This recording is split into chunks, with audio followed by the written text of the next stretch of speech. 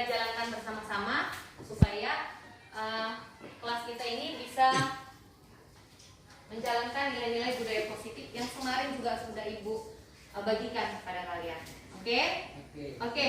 Sekarang coba kalian pikirkan kira-kira apa? Boleh dituliskan di buku? Silakan tuliskan di buku kalian masing-masing.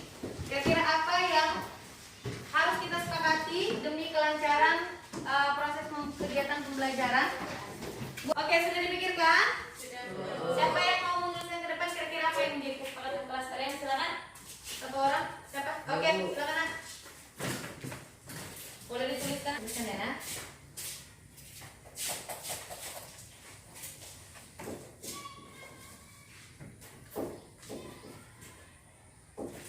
Lanjut, ada lagi?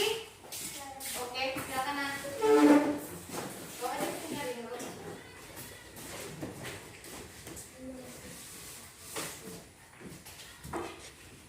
Lanjut, ada lagi? Ya, silakan Nak. Bella.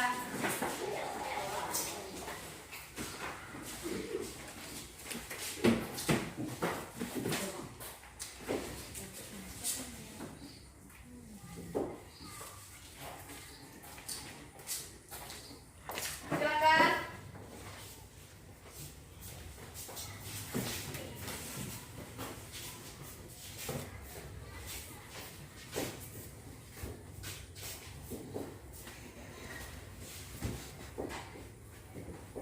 Udah? Kasih. Ada satu orang lagi? Ada lagi? Erlangga. Oke, silakan Erlangga.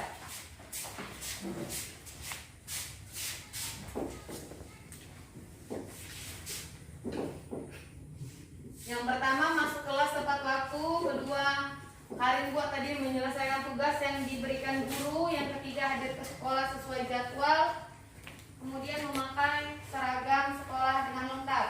Mantap. Oke. Udah? Oke. Oke, terima kasih atas kesepakatan kelas, ditambah nanti kalau bisa kalian tambah lagi. Nanti bisa kalian buat di sini, kan? Di sini. Ini namanya kertas post-it, kalian boleh tulis di sini keyakinan kesepakatan kelas apa yang sudah kalian tuliskan. Nanti kita tempel di karton, itu sudah menyediakan karton. Ya kan, ini nanti Ibu bagi per kelompok. Kemudian dari nilai kesepakatan kelas tadi, ada nggak nilai-nilai keyakinan kelas yang bisa kalian lihat? Ada. Apa aja, Nak? Contoh kayak yang pertama, masuk kelas tepat waktu. Kira-kira nilai keyakinan kelas apa itu? Disiplin. Terus apa lagi? Nilai keyakinan kelas tadi dari kesepakatan kelas tadi? Menghormati guru. Menghormati guru. Terus? Apa, Nak? Mandiri. Terus? Saling membantu. Terus? Bertoleransi. Oke.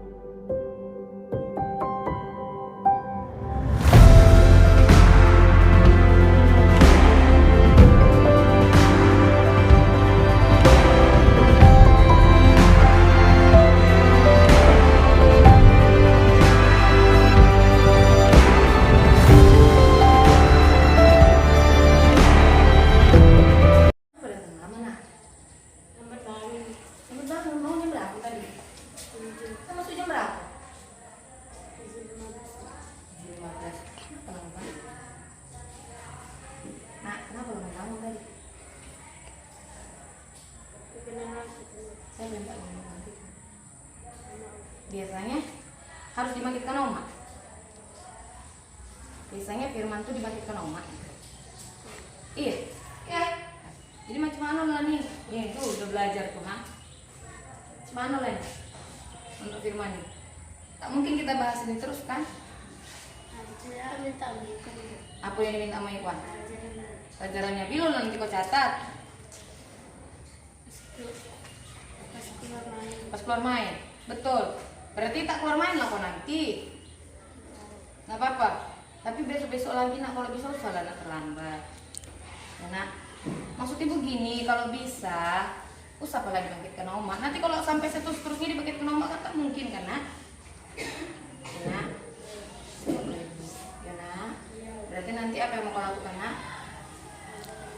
Ngerjakan tugas minta dari siapa? Iwan. Berarti nanti nggak apa-apa, tak apa-apa, tak istirahat. Tak apa-apa. Betul. Terus selanjutnya apa lagi? Besok boleh terlambat lagi nak? Enggak. Supaya nggak terlambat, kira-kira bangkitnya harus jam berapa? Jam 6. Udah kat rumah kan nak?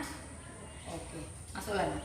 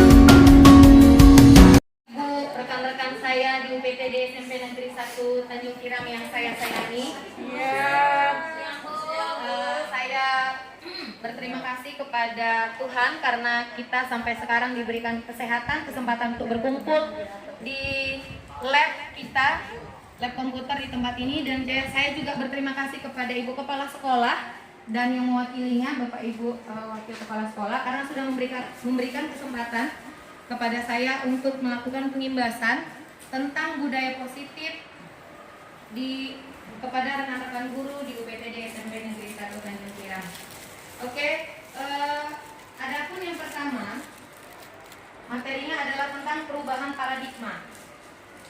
Perubahan paradigma di sini nanti kita kan sama-sama belajar tentang miskonsepsi, tentang teori kontrol dari paparan teori kontrol Dr. William Glaser.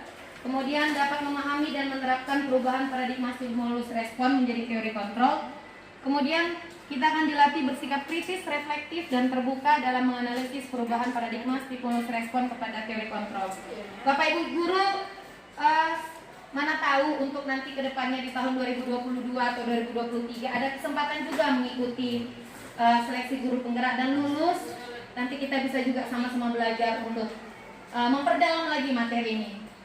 Semoga dengan penimbasan ini kita bisa sama-sama belajar dan menerapkannya di kegiatan di sekolah kita masing-masing. Di sini ada kegiatan. Kalau Bapak guru berkenan, boleh. Coba Bapak Ibu guru pegang tangannya masing-masing, genggam tangannya, genggam. Nah, satu aja Bu Jewi. Kalau Pak Guntur coba digenggam di dalamnya.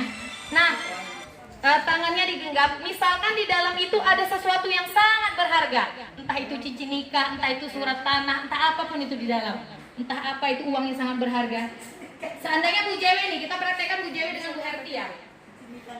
Bagaimana cara Bu Herti untuk membuka tangan Bu Jewi? Caranya supaya coba Ibu Herti praktekkan kayak mana caranya supaya membuka Bu Jewi tangannya. Coba Ibu praktekkan. Iya.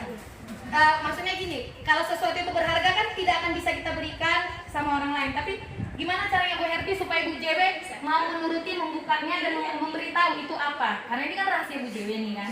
Ya, coba Ibu Herti praktekkan gimana caranya Bu Herti bisa supaya Bu Jewi membuka. Ini apa sih? Yang Bu Jewi?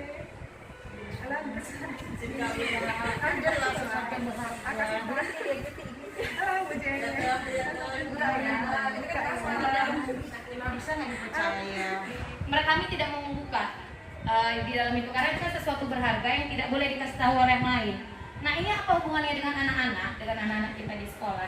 Kadang-kadang kita ada teori miskonsepsi yang terjadi. Di sini dibilang, kira-kira apakah Anda akan membuka kepalan tangan Anda dengan bujukan, godaan, paksaan, atau teman? Mengapa? Atau akankah Anda bertahan dan menolak membuka kepalan tangan sampai sekuat tenaga Anda? Mengapa? Itu berhubungan dengan ilusi guru mengontrol. Selama ini yang kita terapkan adalah teori stimulus kontrol, stimulus respon. Nah, ternyata Bapak Ibu itu ternyata salah. Contoh stimulus respon itu yang kita buat gini. Nah, sama anak-anak, misalkan saya kayak sama Elnatan, misalkan saya bilang, Bang Elnatan, nanti kalau bangun pagi ke sekolah bisa mandi sendiri, nanti mama kasih hadiah ya. Nah, ternyata itu masih salah Bapak Ibu untuk kita terapkan kepada anak-anak. Nah, yang kami pelajari adalah kita harus beralih dari stimulus respon kepada teori kontrol. Ada 3 ilusi yang sering kita terapkan tanpa kita sadari kepada anak-anak. Yang pertama adalah ilusi guru mengontrol murid. Pada dasarnya kita tidak dapat memaksa murid untuk berbuat sesuatu kalau murid itu tersebut memilih untuk tidak melakukannya. Jadi kita paksa pun anak itu untuk mengerjakan tugas, mereka tetap nggak akan mau. Seperti itu. Walaupun tampaknya kita sedang mengontrol perilaku murid tersebut, hal ini karena murid tersebut sedang mengizinkan dirinya dikontrol. Kalau seandainya dia mau, ya karena dia sendiri yang mau gitu. Kemudian saat itu bentuk kontrol guru menjadi kebutuhan dasar yang dipilih murid tersebut. Teori kontrol menyatakan bahwa semua perilaku memiliki tujuan, bahkan terhadap perilaku yang tidak disukai. Di sini dikatakan bahwa kenapa anak melakukan kesalahan? Karena ada kebutuhan yang dia ingin capai. Yang pertama, kebutuhan untuk bertahan hidup. Misalkan, iya itu ada. Kemudian kebutuhan akan kasih sayang, cinta kasih sayang. Caper, benar Bu. Kemudian ada karena dia pengen bebas, dia bosan, jadi dia pengen bebas. Kenapa nak kamu di sini? Aku bosan Bu di kelas ini, aku bosan pelajaran matematika. Kemudian ada anak-anak yang karena pengen senang, dia senang kalau dipanggil guru dimarahin. Ada yang kayak gitu. Jadi dia suka, terus dia suka jadi temannya gitu. Kemudian ilusi bahwa semua penguatan positif efektif dan bermanfaat. Ilusi bahwa kritik dan membuat orang merasa bersalah dapat mengatur karakter. Nah ini, menggunakan kritik dan rasa bersalah untuk mengontrol murid menuju pada identitas gagal itu sebenarnya kurang tepat dilakukan Bapak Ibu guru. Kadangkala sulit bagi guru untuk mengidentifikasi bahwa mereka melakukan perilaku ini karena seringkali guru cukup menggunakan suara halus untuk menyampaikan pesan negatif. Gini loh, semalam kami kan melakukan, maaf ya Bapak Ibu guru saya sharing karena kami kan juga melakukan segitiga diskusi kepada anak-anak. Anak-anak bilang gini, Ibu, Bapak itu kan, tapi saya nggak bisa sebutkan namanya, Ibu itu kan, memang Bu bilangnya polan Bu, halus, tapi protes betul Bu, sampai ke hati Bu menyindirnya Bu, bilang gitu kan. Jadi udah gitu kan Bu, Ibu itu kalau marah di awak kan Bu, di depan anak-anak kawan-kawan yang lain, jadi awak merasa malu Bu. Jadi kita sering menganggap bahwa dengan cara membuat anak merasa bersalah, contoh kata-kata bersalah gini, nah kan udah Ibu bilang kan kemarin jangan terlambat, Ibu kan wali kelasmu, tengoklah kan, malu kan Ibu dipanggil guru BP, jadinya kan gara-gara kau datanglah Ibu ke guru BP, nanti dipanggil kepala sekolah. Nah itu pun ternyata tidak tepat kita laksanakan kepada murid, karena identitas mereka jadi gagal. Mereka akhirnya mengklaim diri mereka sendiri bahwa saya gagal, bahwa saya hanya bisa membuat wali kelas saya merasa terbebani karena saya, seperti itu. Kemudian ilusi bahwa orang dewasa memiliki hak untuk memaksa. Sering kita bilang gitu ya, kayaknya kita punya power sama anak, jadi kita bisa paksa anak-anak itu untuk bisa menuruti apa yang kita inginkan. Ini perbedaan Bapak Ibu Guru boleh dilihat, perbedaan antara stimulus respon dengan teori kontrol tentang dunia. Yang pertama, realitas atau kebutuhan kita sama. Kalau teori kontrol bilang bahwa realitas kebutuhan kita beda. Kebutuhan Bu JW dengan Bu Ratna Sari Dewi, walaupun mereka sama-sama guru IPA, kebutuhannya beda. Bahkan anak-anak gitu. Sekarang kami lagi belajar, mungkin Bu JW, Bu Linda, dan Bu Ratna sudah belajar pembelajaran diferensiasi. Di situ diajarkan bahwa setiap anak memiliki kebutuhan yang berbeda-beda. Kemudian kebutuhan semua orang melihat yang sama dan setiap orang memiliki gambaran yang berbeda. Setiap anak bisa memandang seseorang itu dengan cara, sesuatu itu dengan yang berbeda. Kemudian kita mencoba mengubah agar orang berpandangan sama dengan kita. Yang kita lakukan adalah kita nggak bisa memaksa anak supaya ngerti kita, tapi kita berusaha memahami pandangan anak itu, bagaimana mereka memandang sesuatu. Perilaku buruk dilihat sebagai suatu kesalahan, padahal sebenarnya semua perilaku memiliki tujuan. Kenapa Bu JW bisa membuka tangannya? Karena dia sendiri yang memberikan dirinya untuk dikontrol oleh Bu Herti. Itu dia. Begitu juga dengan anak-anak. Kenapa akhirnya dia bisa mau menuruti apa kata kita? Karena dia yang memberikan dirinya untuk dikontrol. Sebenarnya bukan kita yang mengontrol, dia sendiri yang bisa mengontrol dirinya. Kemudian pemaksaan ada pada saat rujukan gagal. Bu JW nggak mau nih buka tangannya, pasti kita paksa. Kalau teman-teman kami yang lain kemarin bilang kalau bisa saya todong pistol gitu, saya todong supaya bisa dibuka tangannya. Itu salah. Yang benar adalah kolaborasi dan konsensus menciptakan pilihan-pilihan baru. Kemudian modal berpikir menang kalah. Ini agak susah diterapkan ya. Modal berpikir menang-menang, win-win solution. Dalam mengatasi masalah, kayak kemarin saya di 74 di kelasnya Bu Ica. Ada anak nanya Firman, dia datang terlambat. Terus saya tanya, saya berusaha mengambil posisi kontrol. Ada 4. Yang pertama menghukum anak langsung. Yang kedua kita membuat anak merasa, 5 ya, membuat anak merasa bersalah. Yang ketiga kita sebagai teman. Yang keempat kita sebagai monitor. Yang terakhir kita sebagai manajer. Saya berusaha untuk sebagai monitor dan manajer. Sebagai teman pun ternyata kurang tepat. Kemudian saya tanya sama dia kenapa terlambat. Akhirnya dia bilang karena saya lama di bangkit Bu. Kemudian dia duduk, saya pikir masalahnya udah selesai. Duduk di meja itu dia makan. Alasan dia belum makan. Terus dia bilang, Ibu, kalau aku nggak makan aku lapar. Kalau aku lapar aku nggak bisa menyelesaikan mengikuti pelajaran. Nah akhirnya supaya win-win solution adalah dia tetap bisa kenyang mengikuti pelajaran, tapi teman-temannya tidak merasa bahwa Bu Lydia ini nggak adil nih, masak sama dia dikasih makan atau enggak. Nah akhirnya saya nanya sama dia, kamu udah makan berapa suap? 2 suap. Kalau saya memberikan kesempatan sama kamu makan, menurut teman-temanmu yang lain bagaimana? Saya tanya sama kawan-kawannya, mana boleh macam gitu Bu, aku nggak sempat tadi makan. Dia bilang seperti itu. Akhirnya saya bilang, apakah kamu sanggup untuk nunggu nanti istirahat? Dia bilang, iya Bu. Jadi win-win solution itu solusi yang bisa saya kasih pada anak tersebut kemarin. Jadi supaya dia tidak mengganggu orang lain aktivitasnya dan teman-temannya pun tidak merasa bahwa saya pilih kasih. Keyakinan kelas. Kalau selama ini kita belajar tentang peraturan kelas, nah ternyata itu juga kurang tepat. Banyak sekali yang kurang tepat ternyata. Yang harusnya yang ada dalam kelas, nanti boleh kalau ada yang mau minta slide-nya boleh minta sama saya. Itu yang benar adalah harusnya, apalagi kita sekolah penggerak ya Bapak Ibu. Itu yang benar adalah keyakinan kelas. Keyakinan kelas itu bisa diangkat dari kesepakatan kelas. Contoh, kalau selama ini kita bilang dilarang membuang sampah sembarangan, keyakinan kelas apa yang mau kita ambil dari sana? Akhirnya anak-anak itu sadar, oh ya dengan tidak membuang sampah sembarangan, bahwa nilai positif yang akan dimunculkan adalah kebersihan kelas. Kemudian peraturannya bilang, datang ke sekolah tepat waktu. Nah, nilai keyakinan kelas apa yang mau ditunjukkan? Nilai keyakinan kelasnya adalah disiplin. Seperti itu dia. Mengapa keyakinan kelas? Mengapa tidak peraturan kelas saja? Mengapa ada keyakinan kelas penting untuk terbentuknya sebuah budaya positif? Karena di dalam keyakinan kelas sudah ada nilai-nilai budaya positifnya. Nilai-nilai keselamatan atau kesehatan ini yang kita sebut sebagai suatu keyakinan, yaitu nilai-nilai kebajikan atau prinsip-prinsip universal yang disepakati bersama secara universal, lepas dari latar belakang suku, negara, bahasa, maupun agama. Kayak ada banyak budaya positif, nilai positif yang ingin kita kembangkan.